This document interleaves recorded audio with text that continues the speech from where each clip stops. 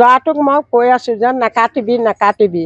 যেতিয়া মানুহজনীয়ে মোক চিঞৰিলে মই তেতিয়া মগটোত পানী লৈ আহিছোঁ যে মদন তই নাকাটিবি, তেতিয়ালৈকে জীয়া আছেই। তাৰ পাছত সি মানে পগলা কুকুৰেও তেনেকৈ নাকাটে, সি যেনিয়ে তেনিয়ে কাটি আছে। তেতিয়া মই ভাবিলোঁ মানুহজনী জীয় চিয় নাই যেতিয়া মই ওচৰৰ মানুহ চিঞৰোঁ। কলিয়াবৰ লখনাবন্ধা গাঁৱত নিশা প্ৰায় 11 বজাত এক নৃশংস হত্যাকাণ্ড সংঘটিত হ'ল। মই বৰ্তমান সেই ঘটনাস্থলীত উপস্থিত আছোঁ। প্ৰথমতে দেখুৱাবলৈ ক'ম কেমেৰাখন ৰাজহুৱা এক পৰিৱেশ যে এখন এঘৰৰ চোতালত এনেধৰণে এতিয়াও ধোঁৱা ওলাই আছে। এই উত্তেজিত ৰাইজে এনেধৰণে হত্যাকাণ্ড সংঘটিত হোৱাৰ পিছত যি হত্যাকাণ্ড সংঘটিত কৰিলে তেওঁলোকৰ সেই পৰিয়ালৰ তেওঁলোকৰ চোতালত থকা যি মটৰচাইকেলকে ধৰি অন্যান্য আচবাব এনেধৰণে জ্বলাই দিলে স্থানীয় লোকে। আৰু সকলো উত্তেজিত হৈ পৰিছিল যিহেতু এগৰাকী মহিলাক নৃশংসভাৱে ডাইৰেক্ট ঘপিয়াই হত্যা কৰিছিল। আৰু এতিয়া দেখা গৈছে যে সেই যিটো পৰিয়ালে মহিলাগৰাকীক হত্যা কৰিছিল তেওঁলোকৰ গৃহটো এনেধৰণে আৰক্ষীয়ে কটকটীয়া নিৰাপত্তাৰ বেষ্টনীত ৰাখিছে। যিহেতু উত্তেজিত ৰাইজে ইতিমধ্যে তেওঁলোকৰ ঘৰখনৰ ক্ষতিসাধন কৰিলে, এই অগ্নিসংযোগ কৰাৰ লগতে ঘৰখনৰ যথেষ্ট ক্ষতিসাধন কৰিলে। আৰু তেওঁলোকৰ আমি জানিব পৰা মতে তেওঁলোকৰ কাষতে থকা, মই কেমেৰাখন ৰাজুক দেখুৱাবলৈ ক'ম যে তেওঁলোকৰ কাষতে থকা যি উষা বিশ্বাসৰ ঘৰ এইখন, কেমেৰাখন ৰাজু দেখুৱাব। উষা বিশ্বাসৰ ঘৰ হ'ল এইখন। আৰু তেওঁলোকৰ সীমাতে লাগি আছে এয়া যিটো পৰিয়াল অভিযুক্ত হত্যাকাণ্ডৰ লগত জড়িত থকাৰ অভিযোগ আনিছে সেই পৰিয়ালটোৰ ঘৰ। আৰু তেওঁলোকৰ এই সীমা বিবাদ কিছুদিনৰ পৰা দীৰ্ঘদিন ধৰি তেওঁলোকৰ এক মাটিৰ ঘৰৰ এই সীমাক লৈ তেওঁলোকৰ কাজিয়া সংঘটিত হৈ আহিছিল। আৰু অৱশেষত যোৱা নিশা তেওঁলোকৰ মাজত পুনৰ কাজিয়া সংঘটিত হ'ল। আৰু তাৰ পৰিণতিটো দেখা গ'ল যে এই পৰিয়ালটোৱে যি উষা বিশ্বাসৰ পৰিয়ালটোক তেওঁলোকে আক্ৰমণ কৰাৰ চেষ্টা কৰিছিল। আৰু সেই সময়ত তেওঁলোকে আৰক্ষীৰ কাষ চাপিবৰ কাৰণে তেওঁলোকৰ পৰিয়ালৰ লোক আৰক্ষী থানালৈ গৈছিল। আৰু সেই সময়তে এই যি নিচি আৰু ৰতন, বাপন এনেধৰণে কেইবাজনো তেওঁলোকৰ পৰিয়ালৰ লোক আছিল। তেওঁলোকে সেই মহিলাগৰাকীক খেদি নি নৃশংসভাৱে হত্যা কৰিলে। মই কেমেৰাচৰ ৰাজুক পৰিৱেশ দেখুৱাবলৈ ক'ম। আৰু মই যিগৰাকী মহিলা হত্যা কৰিলে সেই মহিলাগৰাকীৰ স্বামীক মই পাইছোঁ ইয়াতে লগ, তেখেতৰ মই জানিব বিচাৰিম যিহেতু ঘটনাটো হৈ গ'ল। আপোনাৰ যিগৰাকী মহিলাক হত্যা কৰিলে সেইগৰাকী আপোনাৰ কি হয়? মোৰ মিছেছ হয়।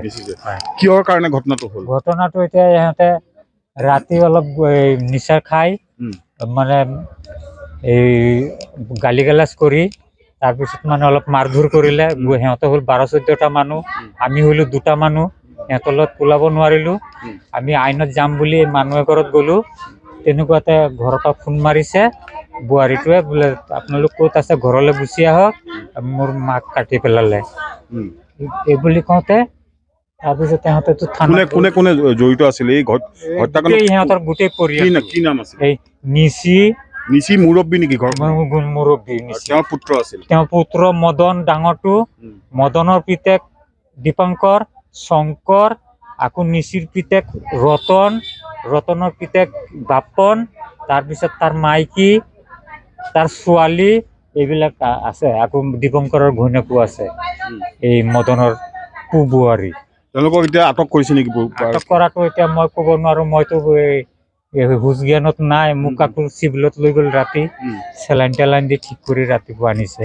কিহৰ কাৰণে সংঘাত কি আছিল? আপোনালোকে কি কাৰণে কাজিয়া লাগি আছিল? সংঘাত মানে 4-5 মাহ আগতে মানে আমি এই সীমাটো চিধা কৰিবলৈ এই গাঁৱৰ গাঁওবুঢ়া আৰু গাঁৱৰ মানুহ মুৰব্বী মানুহ মাতিছিলোঁ। সিহঁতেও কৈ মেলি নোৱাৰিলে, সেই তেনেকেই থাকিল। আৰু সেইখনৰ পৰাই মানে সেইটোৰ পৰাই কাজিয়া লাগিলে। নিশ্চিতভাৱে তেওঁলোকৰ মই ইতিমধ্যে উল্লেখ কৰিছোঁ যে তেওঁলোকৰ সীমা বিবাদক লৈ দীৰ্ঘদিনৰ পৰা এক সংঘাত আছিল 2টা পৰিয়ালৰ মাজত। আৰু তাৰ পৰিণতিতে এতিয়া দেখা গৈছে যে যিগৰাকী কাষৰ মানুহ, মই ইতিমধ্যে কৈছোঁ উষা বিশ্বাসৰ কাষৰ যিঘৰ লোক আছে তেওঁলোকৰ যি মুৰব্বী আছিলে নিচিৰ তেওঁৰ পুত্ৰ আছিলে, ৰতন আছিল, আৰু তেওঁলোকৰ নাতি আছিল। আৰু সকলোৱে মিলি লৈ সেই মহিলাগৰাকীক ইয়াৰ পৰা এইখন ঘৰৰ পৰা খেদি আনিছে। এইখন হ'ল উষা বিশ্বাসৰ ঘৰ, ইয়াৰ পৰাই খেদি আনিলে। আৰু মানুহগৰাকীক খেদি অনাৰ পিছত এনেধৰণে দৌৰি পলাবলৈ চেষ্টা কৰিছিল। আৰু আহি এই লক্ষীমাই দাসৰ চোতালত, এয়া হ'ল এইখন কাষৰ ঘৰ, লক্ষীমাই দাসৰ চোতাল এইখন, এই চোতালতে পেলাই লৈ ইয়াতে নৃশংসভাৱে ডাইৰেক্ট ঘপিয়াই হত্যা কৰিলে সেই যিগৰাকী নিচি নামৰ যিগৰাকী লোক, তেওঁৰ পৰিয়ালৰ লোকে। নিচি বিশ্বাসৰ পৰিয়ালৰ ৰতন, মদন তেওঁলোকে আহি ইয়াতে এই মহিলাগৰাকী ইয়াত পেলাই লৈ তেওঁলোকে দাৰে ঘপিয়াই হত্যা কৰিলে। আৰু এই সমগ্ৰ ঘটনা প্ৰত্যক্ষ কৰি আছিল, মই ইতিমধ্যে উল্লেখ কৰিছোঁ যে লক্ষীমাই দাস, যিখন ঘৰ তেওঁৰ চোতালত হত্যা কৰিছিল। আৰু এইগৰাকী মহিলাই এই সমগ্ৰ ঘটনা প্ৰত্যক্ষ কৰিছিল, তেওঁ বাধা দিয়াৰো চেষ্টা কৰিছিল, কিন্তু বাধা নামানি ইতিমধ্যে তেওঁক হত্যা কৰিলে। কি ক'ব, আপুনি কি দেখিছিল? মই সেয়াই দেখিছোঁ ছাৰ। ল'ৰাটোক মই কৈ আছোঁ যে নাকাটিবি নাকাটিবি। যেতিয়া মানুহজনীয়ে মোক চিঞৰিলে, মই তেতিয়া মগটোত পানী লৈ আহিছোঁ যে মদন তই নাকাটিবি, তেতিয়ালৈকে জীয়া আছেই। তাৰ পাছত সি মানে পগলা কুকুৰেও তেনেকৈ নাকাটে, সি যেনিয়ে তেনিয়ে কাটি আছে। তেতিয়া মই ভাবিলোঁ মানুহজনী জীয় চিঞৰ নাই, যেতিয়া মই ওচৰৰ মানুহ চিঞৰোঁ। তেতিয়া ওচৰৰ মানুহ চিঞৰিছোঁ, মোৰ ভতিজা ভাতিজী মই চবকে চিঞৰিছোঁ, তেওঁলোকৰ মানুহ কোনো নাই। পাছতহে ওলাই আহিছে তেওঁলোকৰ মানুহ। লাষ্টটো ইয়াতে পৰি আছে, থানাৰ ওচিও পাইছেহি ইয়াতে। হয়, নিশ্চিতভাৱে এইগৰাকী মহিলাই তেওঁ প্ৰত্যক্ষদৰ্শী আছিল। যেতিয়া তেওঁলোকে নিচি বিশ্বাসৰ পৰিয়ালে তেওঁৰ ৰতন, তেওঁৰ নাতি বাপন আছিল, মদন আছিল, তেওঁলোক আহি যেতিয়া হত্যা কৰিছিল, ঘপিয়াইছিল, তেওঁ প্ৰত্যক্ষ কৰিছিল। আৰু তেওঁ বাধা দিয়াৰো চেষ্টা কৰিছিল, তেওঁ মানা কৰিছিল, কিন্তু তেওঁলোকে সেই বাধা নামানি ইয়াত এনেধৰণে নৃশংসভাৱে হত্যা কৰিলে। হত্যা কৰি ইয়াতে পেলাই থৈ গুচি গ'ল। আৰু তাৰপিছতে এই লক্ষীমাই দাসে ওচৰ চুবুৰীয়াক খবৰ দিলে। খবৰ দিয়াৰ পিছতে সকলো গোট খালে। তাৰপিছতে ৰাইজ উত্তেজিত হৈ পৰিল। আৰু ইতিমধ্যে আমি জানিব পাৰিছোঁ যে আৰক্ষীয়ে তেওঁলোকৰ অভিযুক্তৰ কেইবাগৰাকী লোককো ইতিমধ্যে থানাত ইতিমধ্যে আটক কৰি ৰাখিছে। থানাত আমি জানিব পাৰোঁ যে নিচি বিশ্বাস আৰু তেওঁৰ পৰিবাৰ, ৰতন বিশ্বাস তেওঁৰ পৰিবাৰ, আৰু বাপন আৰু পিংকি, তেওঁলোকৰ এই ছজনক ইতিমধ্যে তেওঁলোকে আৰক্ষী থানাত তেওঁলোকে আটক কৰি ৰাখিছে। আৰু যি মূল অভিযুক্তৰ আৰু এজন যি লোক আছিল মদন ইতিমধ্যে পলাতক হৈ আছে বুলি আমি জানিব পাৰিছোঁ। আৰক্ষীয়েও তেওঁক বিচাৰি অভিযান অব্যাহত ৰাখিছে।